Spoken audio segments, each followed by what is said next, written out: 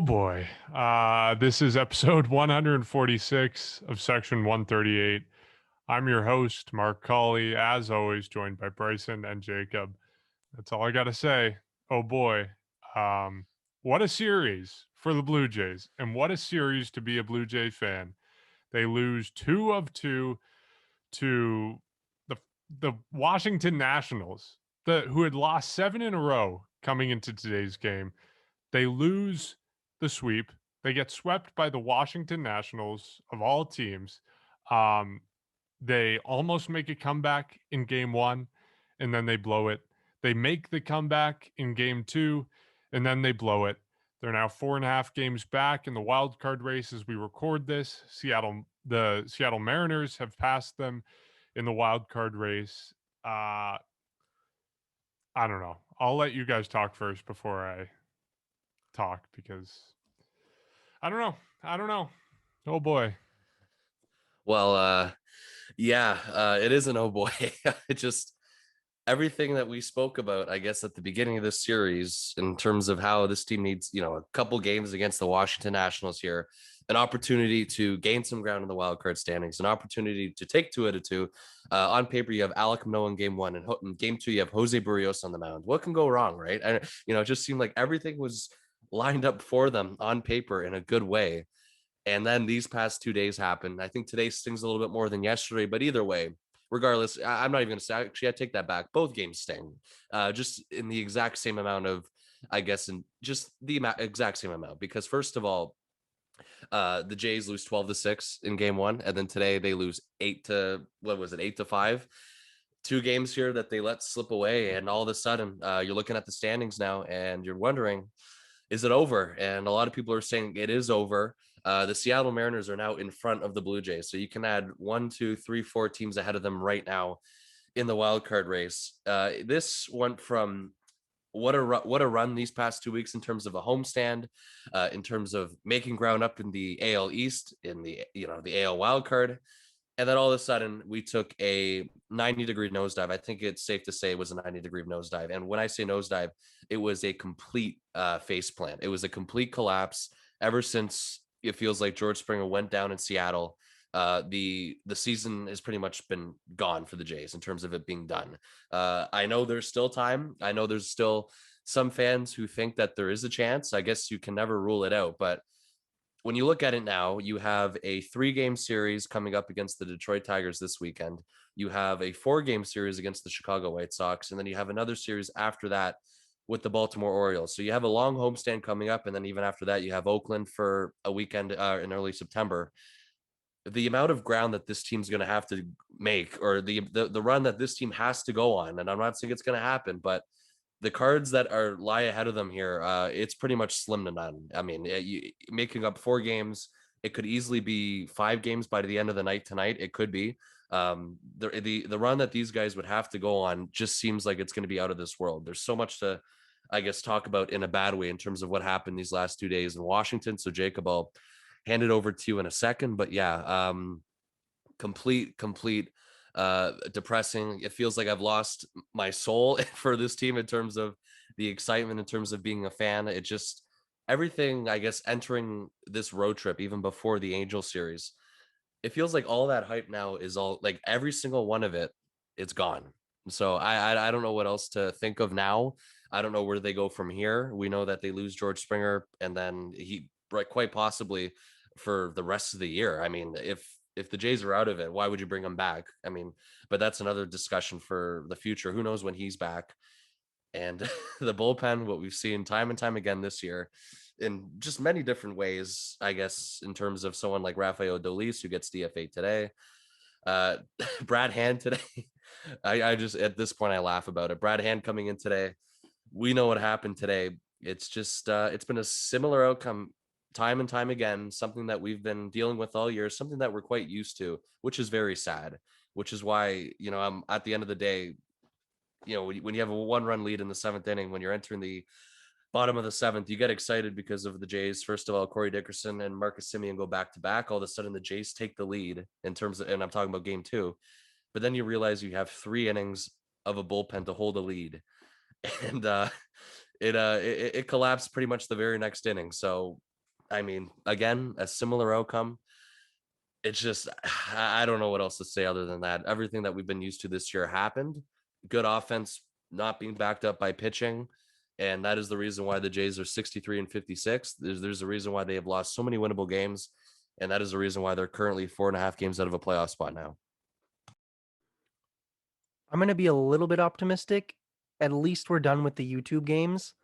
That's a Okay. start, but nah, this series, this was the absolute worst case scenario, I would say, for the Blue Jays. They go into it, games that you should win. And Mark, you said it, they should sweep this series. It's reasonable to expect a good team to beat a bad team. Didn't happen. It didn't happen. And the Blue Jays, right as they were crawling back in game one, made it 8-6. Washington goes back and makes it a 12-6 game, and then that's the end of it. And then same thing with today. I mean, they had the lead and they lose that.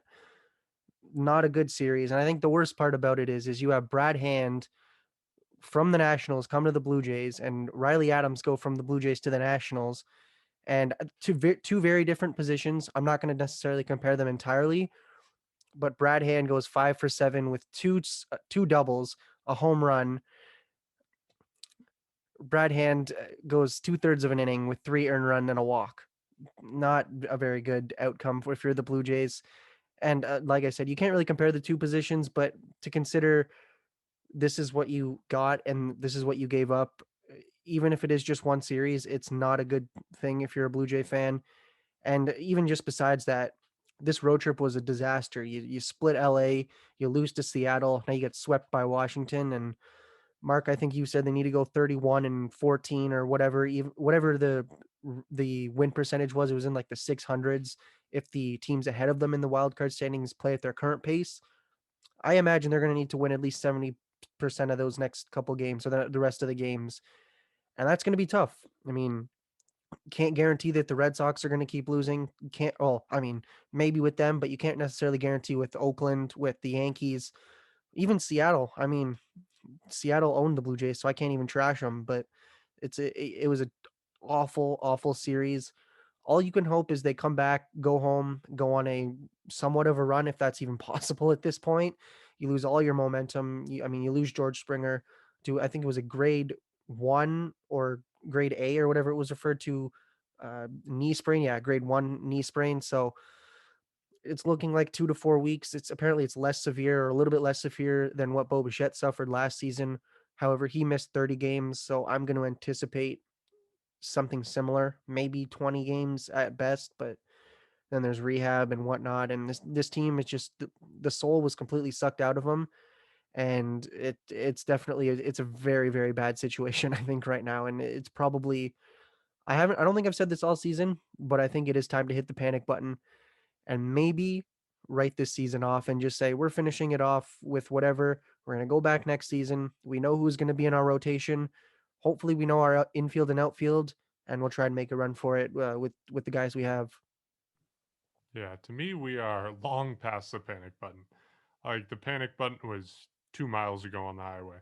We are so far past that at this point. Like I don't know if you guys feel the same way, but to me, it's over. Like if you lose 2 games to the Washington Nationals and fall 5 games back of a wild card with 40 games to play, like you're out of it. There's no chance. And on top of that, you lose George Springer for the remainder of the season. I know last episode I said that if Springer goes to the 10-day IL at all, even if he comes back immediately after those 10 days, you're done this year. And looks like Springer could be out for the season. So I stand by that assessment. I think they're done. And I hate to say that. Obviously, I don't take any joy in declaring the Blue Jays dead because I am a Blue Jay fan. But it's as simple as that. The odds of you going on a run in this situation without George Springer, to me, it's slim, if not impossible. And you look at the numbers for, like you said, Jacob, for making the postseason.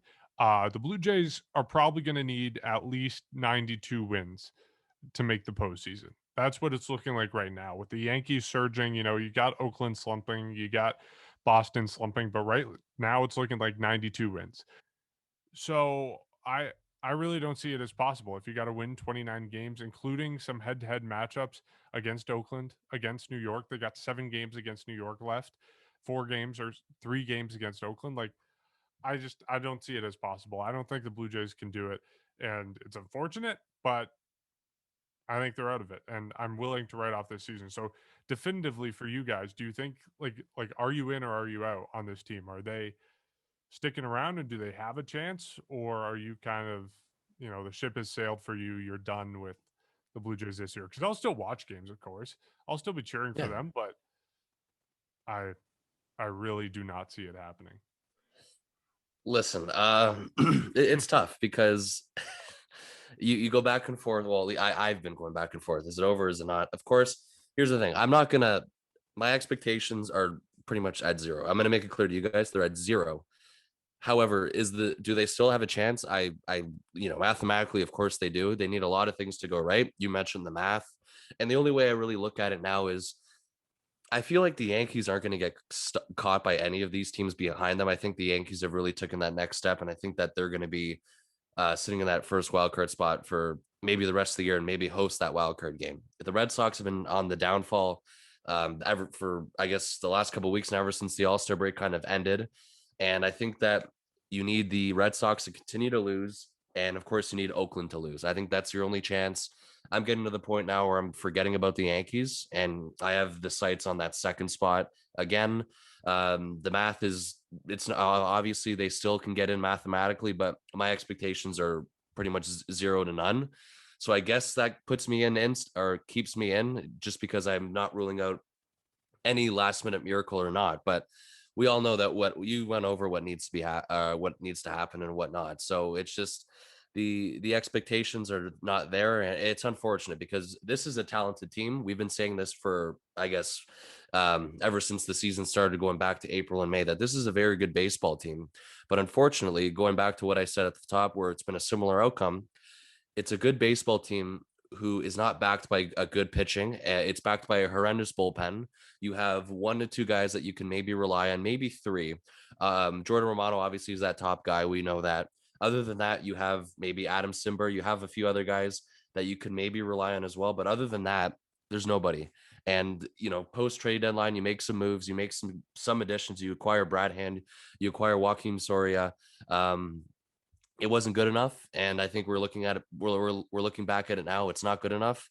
And I think the one thing you can take away from this as well is at least going into the offseason what the priority is, what the focus is on, because the lineup's going to be coming back minus Marcus Semien.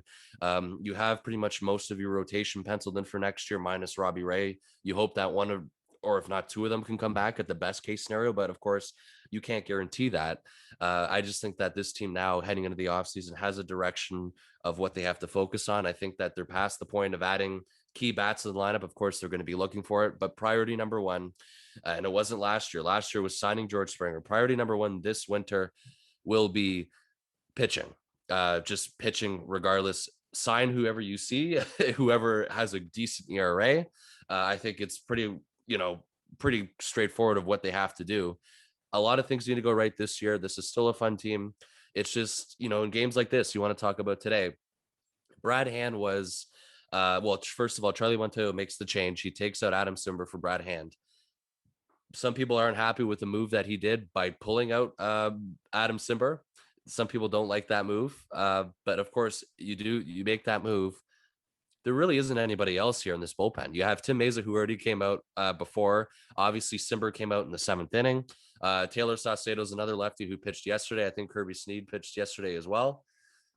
Who else are you going to go to in that situation? Now, maybe if it is on Charlie Montoyo, why are you pulling Adam Simber? But on the other hand, I still don't blame Charlie Montoyo. I just think it goes back to what we've been saying all year. These are his guys. And Brad Hand, unfortunately, who's had a horrendous season, his ERA is above 4 now, and his Blue Jays tenure has been a complete disaster. He's your best guy to go to in that situation. Now, do you pull him? Adam Simber, do you go back and maybe keep him in? Maybe, but this is what you get with a team who doesn't have good bullpen pitching. When you have a 1-run lead, you know that it's going to be tough to hold on to this lead. This team needs to score a ton of runs. It needs to be at least a 4 to 5 run deficit for you to kind of feel safe about winning a game going into the 8th and 9th inning. And it really isn't fair to the offense. Look what the offense does when Corey Dickerson comes off the bench. Marcus Semien goes back to back. Look what they did to get back into this, because of course today you fall apart in the first, or fall behind early 3-0 in the first inning after Jose Barrios gives up a 3-run shot to Juan Soto. I mean, you work your way back, you claw your way back. I mean, it's tough to ask more from the offense after they do that. And you give up or the Nationals take an 8-5 lead in the 7th inning, and you're asking the offense to go out and do it again. It's tough to do that. And it's almost unfair to do that. So that's why it's the same story. There's a lot to take away from, though, because now you have your priority. You know what you have to focus on. But mathematically, they're still in it, obviously, but you need a lot to go right. You guys did the math. It's pretty much 0-9 at this point. So that's where I take away from it. And I'm disappointed for sure, because this group is a very good group. Who knows what the group's going to look like next year? If people, like, again, if Marcus Semien or Robbie Ray are back, it's unfortunate that it came down this way, but it's just a wild turn of events in terms of what we saw last week when they were at home at Rogers Center, and how quickly this road trip pretty much flattened all hopes, if pretty much anything, in terms of a last minute playoff push. And we'll see what happens from here. But you have the only thing that really looks promising from the Blue Jays standpoint is the schedule. But I mean, these last 2 games also look promising too, and you didn't take one of them. So, the Jays have to win these games. But unfortunately now, even if you go on a run like this, it's not going to be good enough unless these teams start losing ahead of you. And it sucks that you have to, I guess, depend on these guys to lose, because that's also something that, again, everything's got to go right. And just the percentages keep getting slower by the day. You need a lot of help from other teams going forward. Unfortunately, a playoff spot at this point seems pretty much impossible. See, until I hear that the Blue Jays are mathematically eliminated from the playoffs, part of me will still think it's possible, but I'm out. It's not happening. They're done, unfortunately. And I hate to say that, because it was looking to be a very fun September. It was last year. It was in 2016, 2015, arguably 2017, although that was still pretty unrealistic.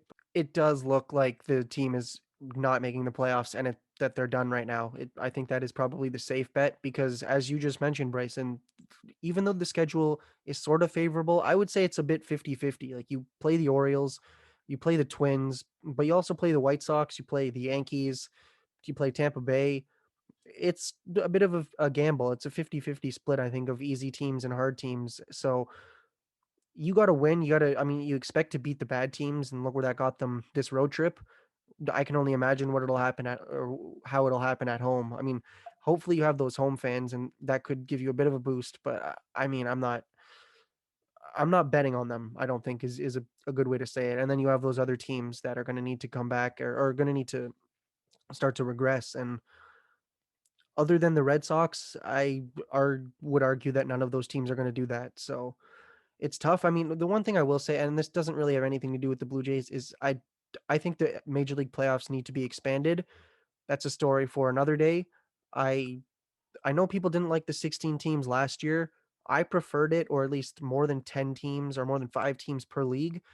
But regardless, this season, you're not winning the division, so you have to be one of the 2 teams that didn't win their division, and it doesn't look like that's going to be the case. So it's tough. Overall, it still was a fun season, I think. I mean, that's not to say that the last game is tomorrow and I'm never going to watch again. I mean, I'm still a fan. There's no other sports really to watch right now if I need any extra motivation to continue watching. So I'm still going to watch. I'm still going to cheer.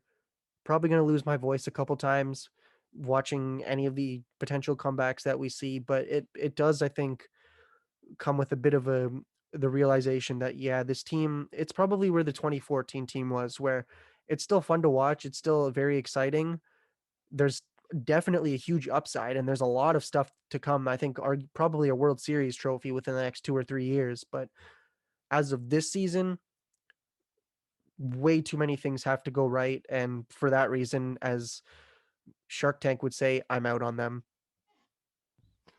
All right. Well, there you have it. Not a great picture from us on what's going to happen with the Blue Jays. But yeah, like, there is a best case scenario where the Blue Jays make the postseason. Like, there is still a chance, because Oakland's slumping. You got that series against Oakland. Maybe they come out, they win 2 or 3 of those. You pick up a game on Oakland. You start rattling off a few wins. You get hot a little bit. You put up that whatever it was, 25-14, 25-13 stretch that gets you in the conversation for those last few series against the Yankees. The Blue Jays' second to last series this season is against New York. So that just goes to show at the end of September, they could have the potential. I know you were saying, Bryson, you think the Yankees are going to be squarely in that first wild card spot, but the Blue Jays could have that potential to take that spot in the last few days of the season. There is a world where that happens. It's just everything has to go right. You got to get Julian Merriweather back in the majors. You got to get Ryan Barecki back in the majors. You got to get George Springer back. Hopefully only missing 20 games. You got to win that series against Oakland. You got to win all those series that you have against New York. You got to run the table in the next few games, and you can't afford to keep losing games like these to the Washington Nationals of all teams. So, like that, things have to go the best possible way over the next 43 games in order for the Blue Jays to make the postseason. And the odds of that happening to me are 5%. And that's why I am out on this season. I'll be pleasantly surprised and I'll be cheering my heart out if the Blue Jays make it to the postseason. But the odds are so incredibly slim that I'm not going to pin my hat and hang my hat on all that. So, so many people, as you alluded to, Bryson, blaming a lot of these games on Charlie Montoyo. It's nothing new. We come here every week and we say the exact same things about Charlie Montoyo. It's just so happens that it rolls out and it happens to happen in every single game where it seems like you can blame Charlie Montoyo. And I don't know. I'm just fed up with it. Like I'm fed up with people blaming Charlie Montoyo for all these mistakes. If you have a good bullpen, you're gonna look like a good manager. If you have a bad bullpen, you're gonna look like a bad manager. At some point, you have to stop making excuses for the guys that the Blue Jays have in their bullpen. There's no one to throw. There's no good pitchers in the bullpen. Okay, you don't want to go to Brad Hand, go to Trevor Richards, who's screwed up before. You don't want to go to Brad Hand, go to Adam Simber, who put some guys on base ahead of Brad Hand, who loaded the bases previously before Brad Hand came in that Seattle series and walked in the winning run. Like, at some point, you have to stop making excuses for the bullpen and blaming everything on Charlie Montoyo. A good bullpen makes a manager look good. A bad bullpen makes a manager look bad. And to me, it's as simple as that. You look at the best managers in the game, quote unquote, they have good bullpens. They have good players. That's what it comes down to me. And I'm so frustrated with people continuing to blame Charlie Montoyo when, yes, on the margins, maybe you can complain about the moves he makes. Maybe you can complain about, Brios was only at 88 pitches. Why do you take him out? But hindsight's 2020. We look back at that. We hear after the game that Brios said he was exhausted. He was out of it, right? He didn't have anything left in the tank. So we are on the outside looking in, blaming this guy for the choices where he's making, which basically the choices are between a rock and a hard place. He has no good choices in the bullpen. He could throw a dartboard and choose the names to pitch in an inning. And honestly, I think it would go just as well as it's happening right now, just based on the quality of the arms in the bullpen. It frustrates me to no end that people keep blaming Charlie Montoyo for an issue that if we have to blame someone, you can blame the front office or you can blame the guys who are injured. You can blame Julian Merriweather, Kirby Yates. Imagine where this bullpen would be if you had Kirby Yates healthy all season or Julian Merriweather healthy all season, or even someone like Ryan Barecki healthy all season, or Rafael Dolis if he was who he was last year. This front office put the names they needed to put in the bullpen. It just hasn't worked out. And I don't think you can blame any specific person for that. And it really frustrates me that people are trying to pin this on a guy who, in my opinion, has very little responsibility over what's happened. Yeah. I mean, and if you think Charlie Montoyo was enjoying this, I mean, I think we got a pretty good indication of how he was feeling too. When Brad Hand was in the game, I think they cut to him for about 20 seconds and he looked, I wouldn't say nervous. He just completely looked like he had no confidence. He just, it was the face of pretty much all of us in terms of something bad's going to happen here. So, I mean, again, you were talking about it. These are the guys they put together. This is what the front office went with. It wasn't priority number one this offseason for them. Maybe they should have focused more on pitching, but hey, I mean, they came away with George Springer this offseason. Now, this one coming up this winter, they know what they're going to have to do. They know what their priority is going to be. And there really isn't anybody else. I told you there's about two guys not even, maybe just Jordan Romano, who you have complete, utter confidence in terms of closing out a game for this team. So, I mean, that's the way it is. I'm just saying too, what a story it would be if the Jays can somehow get back into this. Of course, it's still possible, but based on we went over this already, it doesn't look good. But of course, you can never rule anything out. And it's funny too, because you talk about a strength of schedule, you talk about an easy schedule coming up, you talk about easy games, and this is a trap series for the Jays. They get swept by Washington, and now this weekend, I'm not sure how confident I feel against a team like Detroit either way, because I know you're at home, but look what the Jays just did in Washington. And it's kind of funny too, because it turns out the Jays weren't the only ones pretty much this week with an easy matchup to, I guess, blow it, or in terms of disappointing at its finest. So the Padres, of course, they get swept by the Rockies. The Reds also get swept by the Cubs, or lose 2 straight, and the Phillies lost to the Diamondbacks last night. There was a tweet of that just came out, but for a team like the Jays, who have all these opportunities ahead of them, we talked about at the beginning of the year, the schedule's the hardest in baseball, yes, and then all of a sudden it turns into one of the easier ones down the road.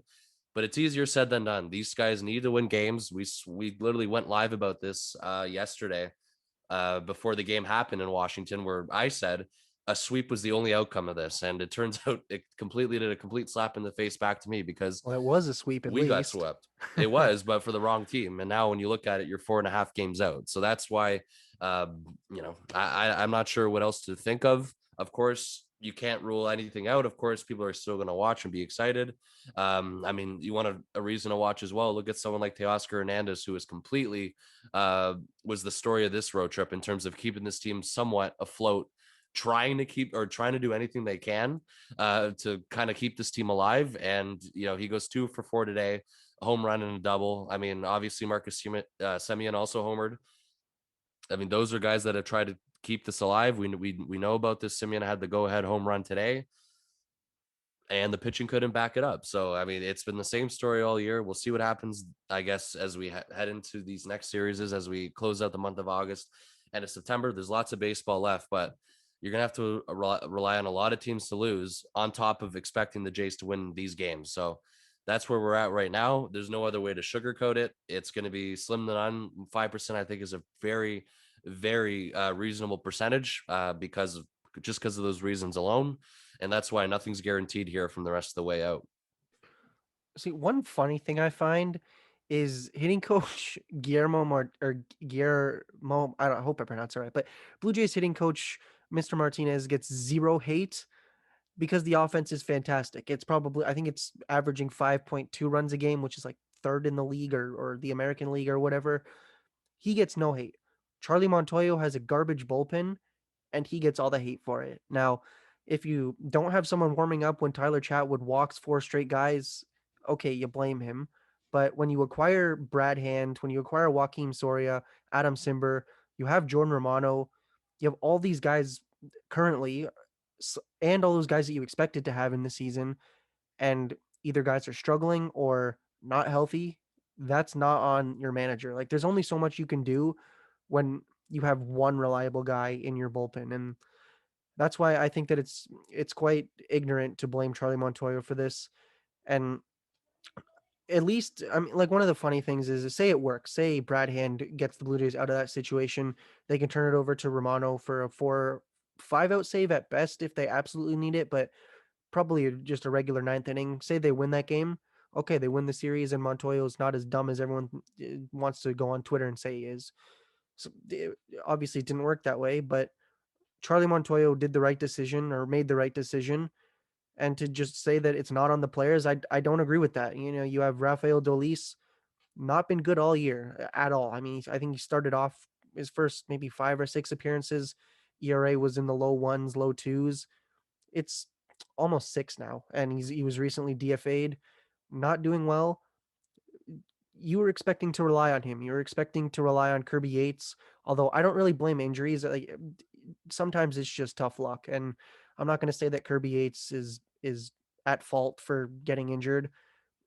It's a tough situation for guys, but if you're on the field and you're giving your team a chance to win, then if you're not doing your job, then the blame should be on you. And Obviously, Montoya's not going to say that. He's not going to say that, oh, my pitchers let me down, or he's not going to call. I don't know if maybe there's stuff behind the scenes where you call him out or call them into your office and whatever, talk to him. But that seems probably like the most likely scenario. I mean, if you're Charlie Montoya, you're getting reamed by the reporters. There's only so much you can do when your reliable guys are not reliable. So it's definitely it's a bad situation. And even when you have guys like Adam Simber, he did have one bad outing in Seattle. Obviously, bad outings are going to happen at times, but you that's not on Charlie Montoya. You can't say that you put in a guy and he didn't work or it didn't work out in that situation, so you're at fault. And I think that's just the biggest problem here. Is a lot of people do use Charlie Montoya as a scapegoat, and I think we've all said that at one point throughout the season. Is it's so easy to point out and say, well, you put the wrong guy in. Well, look at his ERA. Look at the rest of the guys' ERA. Look at the guys' ERAs that pitched yesterday. Use your head, people. Like it frustrates like the heck out of me when you see people make these just dumb claims that Montoya is a bad manager. Does he make bad decisions? Yes. Does he also have a bad bullpen? Yes. His starting rotation, even yesterday, Alek Manoah didn't fare too well over only 3 innings.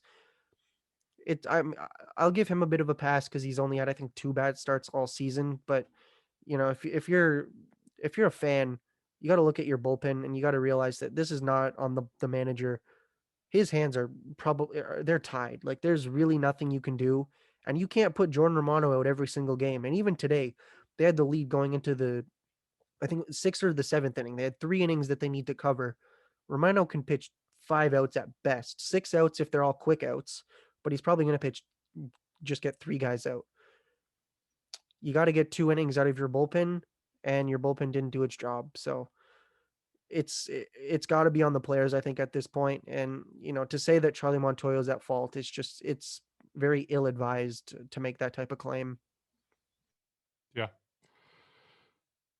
What do you do at this point if you're Charlie Montoya, if you're Ross Atkins? Like, the trade deadline has passed. I was talking about this with one of my Red Sox friends because he was saying how horrible the Red Sox bullpen has been and how the team is in utter free fall, and not just the bullpen, but the starting rotation. And it's like, if you're Bloom, the GM of the Red Sox, what do you do at this point? You can't add anyone. It's got to be internal. And like, you've exhausted all your internal options. What do you do at this point? And basically, it's hunt the waiver, the waivers around Major League Baseball. Hunt for someone who's not been on the 40-man roster that you can add to your team, because that's what the trade deadline is. It applies to people on the 40-man roster. Maybe you add someone like we saw the Blue Jays add with Malik Smith. Of course, he's not a pitcher, but maybe they make an addition like that. Maybe they hope for Julian Merriweather to get back and Ryan Baraki to come up to the majors, and Tim Meza's, of course, back in there, and Joaquim Soria is going to play into the picture. But I mean, the options are pretty slim as it is right now, and that's part of the reason why you look at this team and you say they don't have a chance, because the clock is running out. And if you look at this team where they were before the trade deadline, any problems they had, you could always say they're going to make moves at the deadline, or they're going to reassess at the deadline and try to retool then. That's not an option anymore. Your back is against the wall. So it's either get better or miss out on the postseason. So that's where the Blue Jays are right now. And it's pretty brutal. And like I said before, my mind is now officially on 2022. I don't see a lane for the Blue Jays to make the postseason this year. It's pretty brutal. And another thing that I think contributes to that is the Blue Jays' lack of, for lack of a better word, their lack of a killer instinct. They just cannot win these games. We saw them win, I guess, 2 close games when they were in Seattle, or not Seattle, when they were playing Boston at home, right? They had that walk-off homer in the first game of the doubleheader where they won 1-0, and then they had that comeback win against Boston in the series finale, and that was it. They just don't have that late inning instinct, that clutch hitting, that, driving guys in with 2 outs and runners in scoring position. They just don't have that. So for them to now have to put up a fantastic stretch, one of the best 43 game stretches in franchise history, with their backs against the wall, without George Springer, I don't see it happening. I just don't see it as a possibility. It is not within the realm of possibilities for me. And I think that's probably my final thoughts on this, because it seems like the Blue Jays, every time they're on the brink, they make a comeback, but the time is running out. Like, if they had 9 lives, their 9 lives are gone at this point. They have exhausted all of their luck. The time is running out. And at this point, my mind is on 2022. If you want one Hail Mary, maybe you look for Nate Pearson and Julian Merriweather. Both of them are going to be relief pitchers if they play this season. Both are coming back from injuries. Both of them, Merriweather hasn't pitched since the first series in New York, I think. And Nate Pearson only pitched once in April or May in Houston. So, I mean, even with that, that's not necessarily like, when I say Hail Mary, I'm using that probably very liberally. Realistically, even if they come up to the major league bullpen, that's not going to drastically change them, because you got to win those games. And you talk about how their average is in like the low twos. A couple of weeks ago, there was a stat saying it was like 220 or something from the 7th inning or later, when the score was within 1 run. I can only imagine that it's worse now, or maybe a little better considering the road trip. There was a few close games, but they don't get it done. They either, and it seems a lot like the previous era, the 2015-16 era, where they either win by a lot or lose by a little, or also lose by a lot if you're in Washington this week.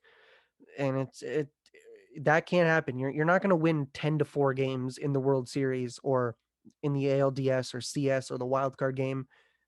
You got to learn to hit for power, pitch for, get guys out. You got to also hold a lead, and it didn't happen.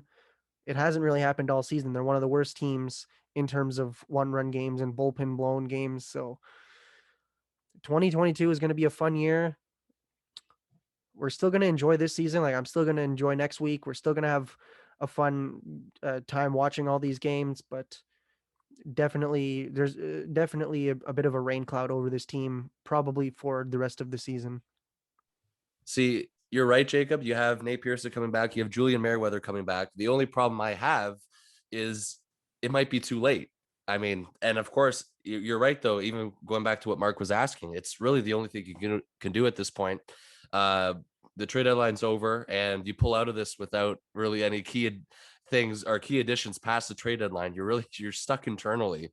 And I mean, I don't know, because I'm laughing right now just because it's just a mess that's been going on since April, and it's unfixable clearly this year. So I don't know. I hope something can change. I hope they can go on a run. And of course, it's never impossible, but the one thing is for sure, first of all, I think you need the Yankees to win. Clearly, it looks like they're going to beat the Red Sox. For people watching on YouTube, that's why I was talking to my phone. I was talking to Siri. And second of all, the White Sox are currently beating Oakland 1-0. However, it's early. You need the White Sox to win that as well. Hopefully it can stay. The damage can just stay at that and not get worse. But again, depending on other teams to win and lose, it always kind of sucks, but whatever. I mean, the only thing I could take away from too is there's time. The schedule looks favorable.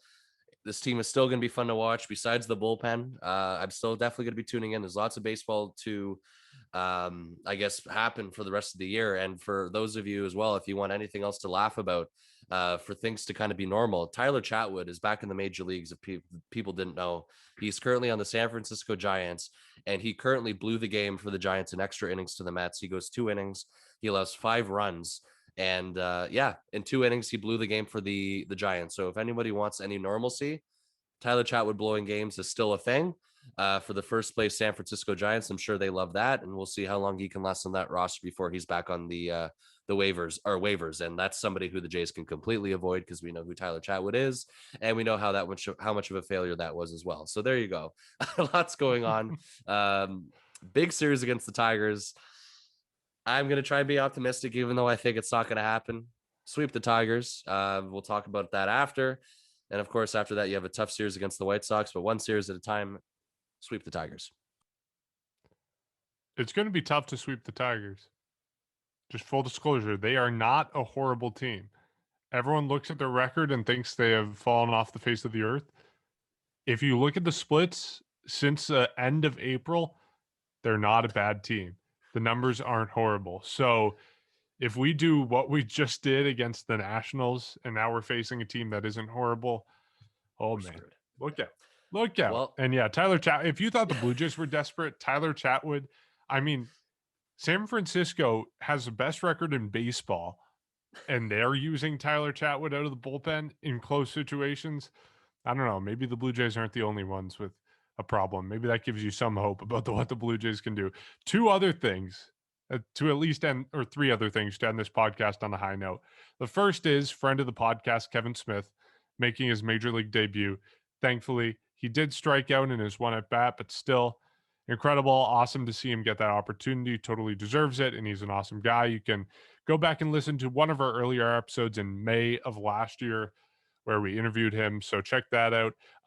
The second optimistic thing, perhaps, coming out of this series is the fact that technically the Blue Jays went 3-5 on this road trip, not 3-6, because the first game of the road trip was a home game in Los Angeles against the Angels in the first game of that doubleheader. So that's one other thing we can take away from this road trip. And then the last thing, old friend Drew Hutchinson is going to be starting on Sunday for the Tigers. So one thing to look forward to, even if the Blue Jays are not where we want them to be right now. So we can keep an eye out for that. We remember Drew Hutchinson splits going back to 2015. He couldn't pitch on the road. Hopefully, he can go back to those splits for one game and help the Jays out a little bit here. We're looking for anything. Whenever he started for the Blue Jays, the offense would go crazy. He would get crazy run support. So, hey, maybe the luck will wear off. The Blue Jays will go crazy against him. Who knows? But that's one thing to look forward to. Okay, I apologize to anyone who listened to this because probably not the way you want to start your day or continue your day whenever you're listening to this. Very depressing, but we will leave it there and look forward to Drew Hutchinson on Sunday. Until then, you can support our podcast by following us on Instagram and Twitter at Section 138 Pod. You can rate and review our podcast on Apple Podcasts, which just helps new people find what we're doing here. You can support our podcast on patreon.com/Section 138 Pod. And maybe if you give us some money, we'll be less depressed about the Blue Jays losing. And then lastly, you can watch our episodes on YouTube, which is just another way to check out what we're doing if you prefer to consume podcasts that way. All right, 3 more against the Detroit Tigers. I keep saying it can't get any worse than this, but it always finds a way to get worse. But we will catch you at the end of that series.